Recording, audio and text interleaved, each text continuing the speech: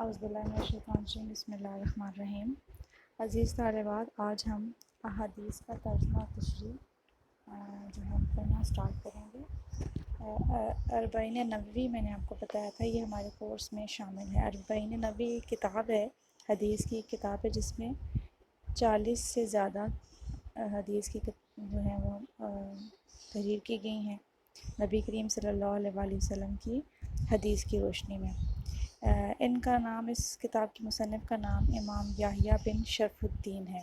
اور ان کی کنیت ابو زکریا اور لقب محی الدین ہے۔ یہ دمشق شام کے ایک قصبے نبوی میں 631 ہجری میں پیدا ہوئے تھے۔ بچپن میں ہی انہوں نے اپنا دلی لگاؤ علم کی طرف کر لیا تھا، اور باقی بچوں کی نسبت جو ہے وہ کھیل کود کی بجائے قرآن مجید اور دوسری جو علم و فنون ہے اس میں ان کی دلچسپی بہت زیادہ تھی۔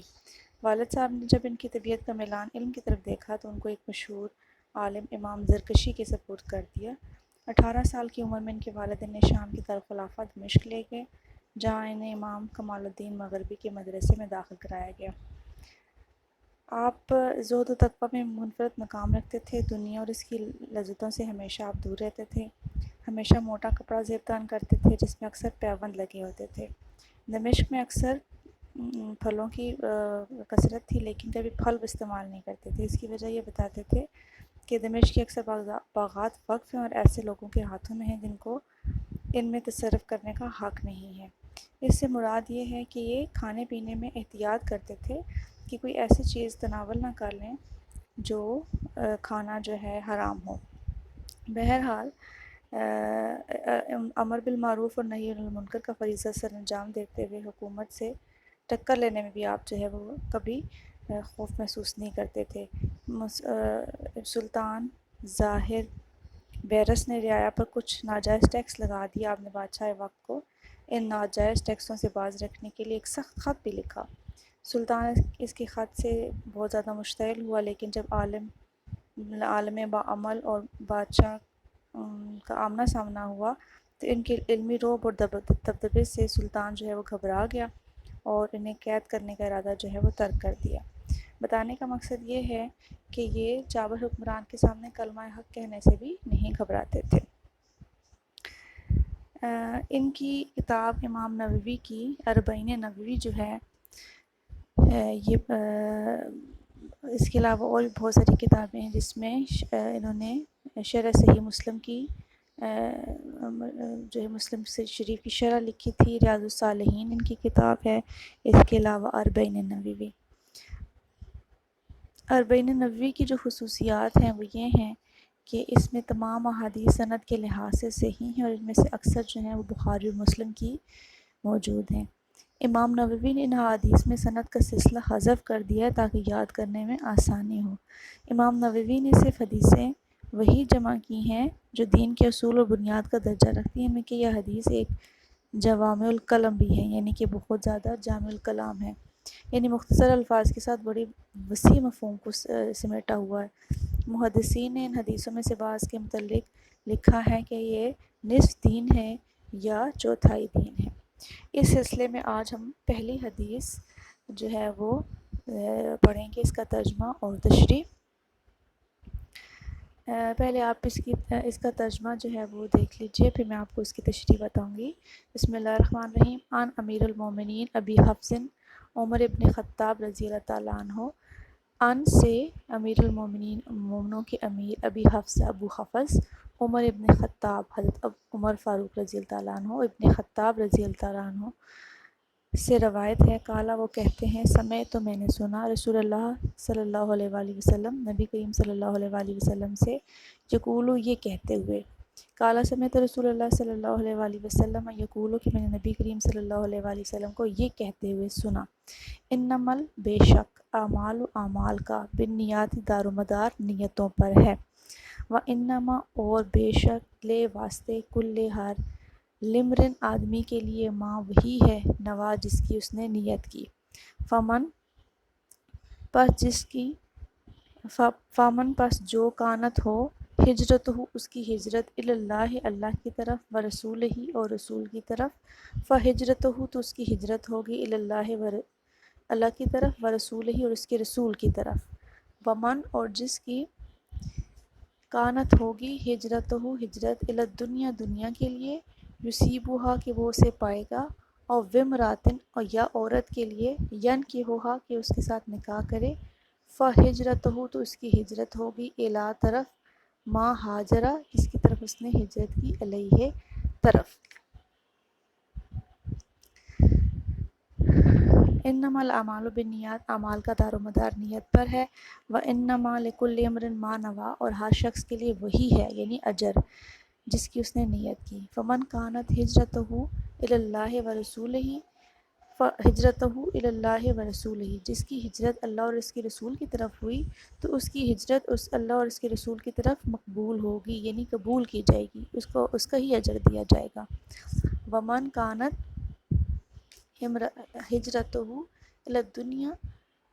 اگر کسی شخص کی ہجرت دنیا کے لیے ہوگی یصیبہا کہ وہ اس کو حاصل کرے یا دنیا داری کو حاصل کرنے کے لیے اس نے ہجرت کی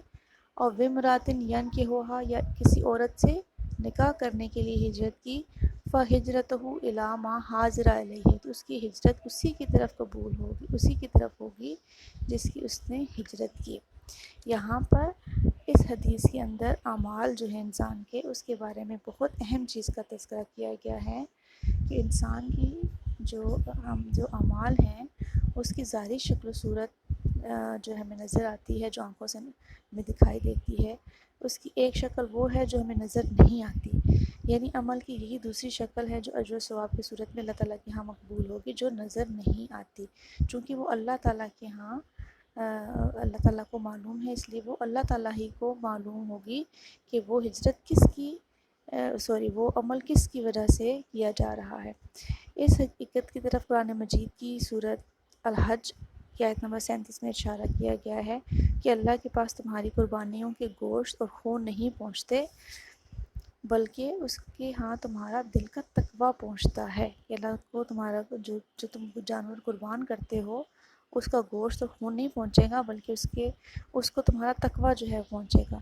اجر و ثواب یا گناہ اور عذاب جو ہمارے اعمال کا نتیجہ ہوتے ہیں اس نیت اور ارادہ اس کے مرہون منت ہوتا ہے نیت میں آپ کے جس قدر خلوص ہوگا اللہ تعالیٰ کے ہاں مقبول ہو جائے گا اور اگر آپ کی نیت میں خرابی ہے تو اعمال کا نتیجہ خراب ہی نکلے گا اور اللہ کے ہاں اس کو قبول نہیں کیا جائے گا اس بارے میں نبی کریم صلی اللہ علیہ وآلہ وسلم کا ایک ارشاد جو ہے وہ واضح طور پر موجود ہے کہ اس میں آپ نے فرمایا کہ اللہ تعالیٰ تمہاری صورتوں اور معنوں کو نہیں دیکھتا بلکہ تمہارے دلوں اور اعمال کو دیکھتا ہے تو نیت کا اثر جو ہے وہ ہمارے اعمال میں بہت زیادہ پڑتا ہے کہ ہماری جو نیت ہوگی وہ ہمارے اجر و ثواب کو کا تعین کرے گا اگر اس کی نیت اچھی ہے تو عمل جو ہے وہ قبول کیا جائے گا اب اس میں اعمال جو ہیں وہ 3 طرح کے ہوتے ہیں ایک ہوتا ہے عمل معاصی یعنی گناہوں کے والے اعمال تو ایسے اعمال میں نیت کے درست ہونے سے بھی قابل قبول نہیں ہوتا ٹھیک ہے ایسا عمل چاہے ہماری نیت ٹھیک ہی کیوں نہ ہو ہمارا وہ عمل جو ہے وہ قابل قبول نہیں ہوتا ہے مثلاً کوئی شخص یہ کہے کہ میں حرام مال کما کے کوئی مسجد تعمیر کر دوں تو اس کو ایسا مسجد تعمیر کرنے کا کوئی فائدہ نہیں ہوتا کیونکہ اس نے حرام کام کر کے وہ مال کمایا تو ان کاموں میں نیکی تصور کرنا مزید گناہ ہو جائے گا تو نیت کی اچھائی جو ہے آپ کی نیت اچھی ہے کہ آپ نے مسجد بنانی ہے لیکن آپ کا جو عمل ہے وہ گناہ والا ہے آپ نے حرام مال سے اس مال کو حاصل کیا ہے تو وہ آپ کی نیت جو ہے وہ آپ کی اچھائی جو ہے وہ گناہوں کی حیثیت کو نہیں تبدیل کر سکتی گناہ ہر حال میں گناہ ہی رہتا ہے دوسری طرح کے جو کام ہوتے ہیں وہ ہوتے ہیں خدا تعالیٰ کے حکم والے جس میں اللہ تعالیٰ نے کوئی حکم دیا ہے ان کی قبولیت کے لیے نیت کا درست ہونا شرط ہے یعنی آپ اللہ تعالیٰ کے جو احکام ہیں ان کو آپ کی نیت کی درست ہے تو وہ آپ کا قبول ہوگا یعنی اس سے اجر و ثواب اسی صورت میں حاصل ہوگا جب کہ انہیں اللہ تعالیٰ کی خوشنودی کے لیے کیا جائے اگر نیت صحیح نہیں ہے مثلاً لوگ نماز کے دکھاوے کے لیے پڑھیں یا صدقہ صرف اس لیے کریں کہ لوگ یہ کہیں گے جی یہ بہت سخی انسان ہے تو یہ اعمال جو ہیں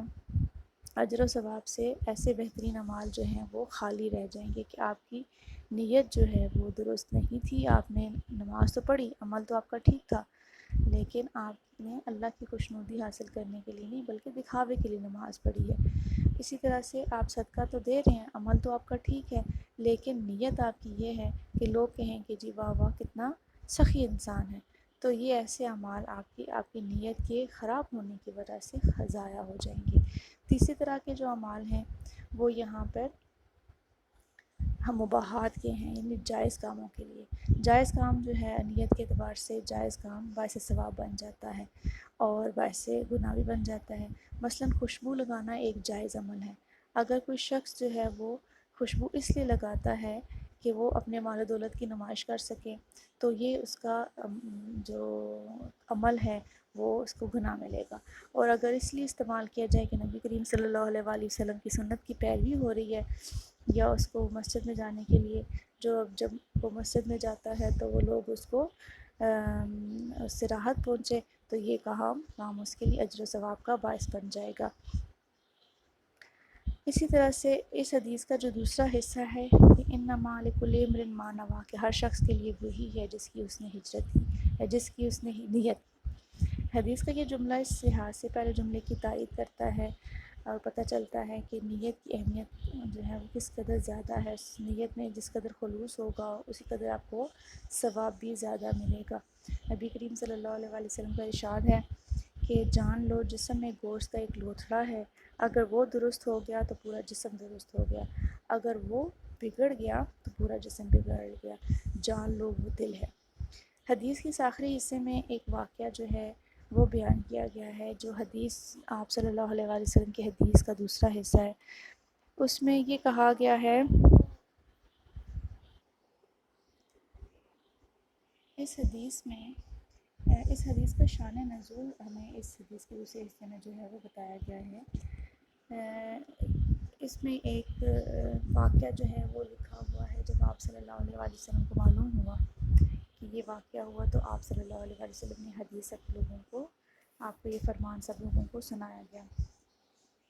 اس میں ایک واقعہ یہ ہے کہ نبی کریم صلی اللہ علیہ وسلم کے دور میں جو ہجرت تھی، اور ویسے جو ہجرتیں ہوتی ہیں اس کا اجر و ثواب اللہ تعالیٰ کے ہاں بے حد مقبول جو ہے وہ ہوتا ہے. ہجرت کا ثواب جو ہے وہ بے حد زیادہ ہے کہ ہجرت وہ ہوتی ہے جو اللہ اور اس کے رسول کی خاطر، اس کی رضامندی کی خاطر کی جائے تو اس کا اجر و ثواب ملتا ہے. اور اگر ہجرت جو ہے وہ اس طرح سے کی جائے تو تب اللہ تعالیٰ کے ہاں مقبول ہوتی ہے. تو اس دور میں ایک صحابی جن کو ام القیس کے نام سے جو ہے بعد میں یاد کیا گیا، انہوں نے ہجرت کی. لیکن انہوں نے مکہ اور مدینہ سے جب ہجرت کی مدینہ کی طرف، ان کی ہجرت جو ہے وہ کا مقصد، ہجرت کرنے کا مقصد ایک عورت سے نکاح کرنا تھا. اس نے اس عورت سے جب نکاح کا پیغام بھیجا تو اس نے شرط رکھی کہ اگر تم مکہ سے مدینہ آ جاؤ تو تب میں تم سے نکاح کروں گی. لیکن جس وقت باقی لوگ ہجرت کر رہے تھے اللہ کی رضا کی خاطر، تب انہوں نے ہجرت نہیں کی، بلکہ جس وقت اس عورت سے نکاح کرنے کا آغاز ہوا تو آپ صحابی نے جو ہے وہ ہجرت کی. تو آپ صلی اللہ علیہ وسلم تب یہ حدیث بیان کی کہ جو اللہ اور اس کے رسول کی خاطر ہجرت کرتا ہے، اس کی رضا و خوشنودی حاصل کرنے کے لیے، تو اس کو ہجرت کا ثواب ضرور ملے گا، جو بے انتہا جو ہے وہ اجر و ثواب کا کام ہے. لیکن اگر کسی شخص نے دنیا داری کے لیے، دنیا کو حاصل کرنے کے لیے یا کسی عورت سے نکاح کرنے کے لیے ہجرت کی، تو اس ہجرت کا وہ اجر و ثواب اللہ تعالیٰ کے ہاں نہیں لکھا جائے گا جو باقی جو ہے وہ لوگ اس وقت ہجرت کر رہے تھے. تو اس صحابی کو بعد میں جو ہے صحابی مہاجر ام قیس کہنا شروع کر دیا. بعد جب یہ والی بات آپ صلی اللہ علیہ وسلم کی جو ہے وہ یہ واقعہ آپ صلی اللہ علیہ وسلم کو معلوم ہوا تو آپ صلی اللہ علیہ وسلم نے ایسی ہجرت کو ایک لغو اور بیکار عمل قرار دیا کہ یہ ایسا نہ خیال کیا جائے کہ ہجرت کے عرصے میں، اس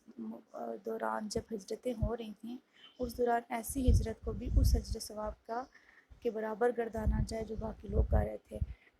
یہ عمل ہجرت کا ضرور ہے اور ان لوگوں کے ساتھ ہے جو باقی لوگ ہجرتیں کر رہے تھے، لیکن اجر و ثواب کے لحاظ سے یہ ہجرت جو ہے باقی لوگوں کی طرح نہیں کی جائے گی۔ تو اس طرح سے ہجرت جو ایک عظیم الشان عبادت ہے، اس کی نیت کی خرابی کی وجہ سے وہ اجر و ثواب سے خالی رہ جاتی ہے۔ اس حدیث کی اہمیت اس قدر زیادہ ہے کہ تقریباً اکثر محدثین نے یہ حدیث اپنی کتابوں میں جو ہے وہ درج کی ہے۔ اس کے آغاز اسی حدیث سے کیا گیا ہے، جس سے پتہ چلتا ہے کہ نیت کی اہمیت جو ہے وہ کس قدر زیادہ ہے، اور اس سے عمل کی بنیاد کا آغاز ہوتا ہے۔ محدثین خود اپنے آپ کو ایک بہت بڑے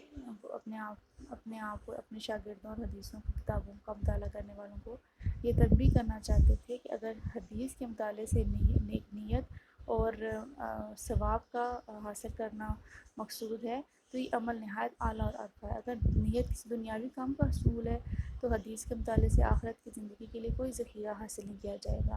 امام شافعی اس حدیث کو آدھا علم کہا کرتے تھے، کیونکہ نیت دل کی عبادت کا نام ہے، عمل جسم کی عبادت کا نام ہے۔ اور اس حدیث سے امام احمد بن حنبل کا ایک قول بھی ہے کہ یہ تہائی اسلام کو اپنے اندر سمول ہوئے ہے۔ یہ پہلی حدیث کی تشریح تھی۔ اس سلسلے میں اگر کوئی چیز آپ کو سمجھ میں نہ آئی ہو تو برائے مہربانی پوچھ لیجیے گا۔